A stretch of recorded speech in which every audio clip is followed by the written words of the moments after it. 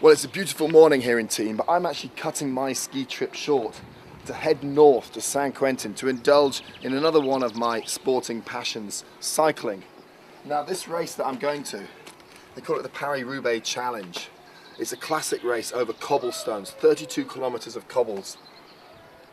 And having a look at these snow conditions, I've absolutely no idea why I'm doing it.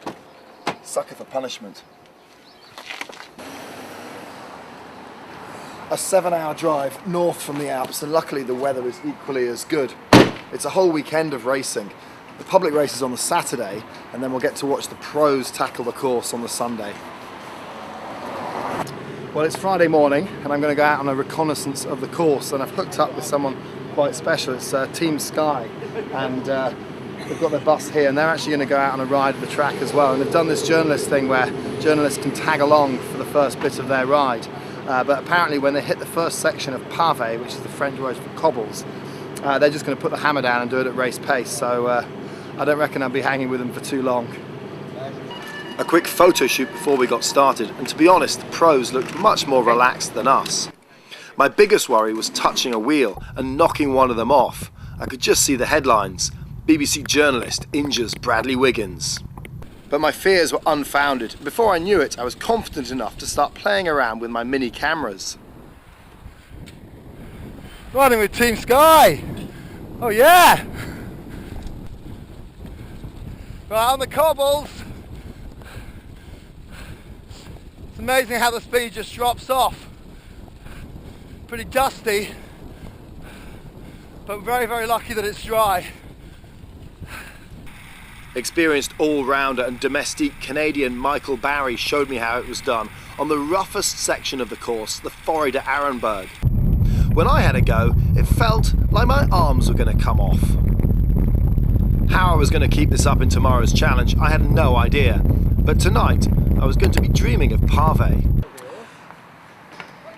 As with all these public races, this sportif starts very, very early. It's like about 7:30 in the morning in Saint Quentin, and I'm actually riding with these guys from Pinarello, and the bike that they've lent me to ride on is it's actually specially designed for the Paris-Roubaix. It's got a different setup at the back here, so it's got a slightly longer wheelbase to help you bounce over the cobbles a bit better.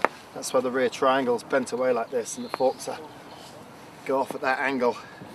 So I'm actually riding with Andrea Pinarello, and he looks a bit tasty, so I'm going to try and hang with him as long as I can, and yeah, we'll see how we do.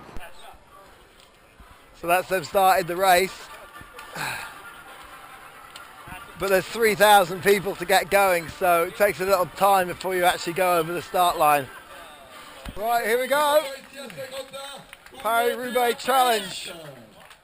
Now they're setting everyone off in waves of about 500 at a time, just to string people out on the road. Otherwise everyone would hit that first section of cobblestones and it'd be a big log jam.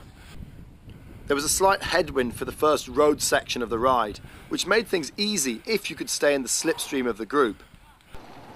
Once we hit the pavé though, it was every man for himself.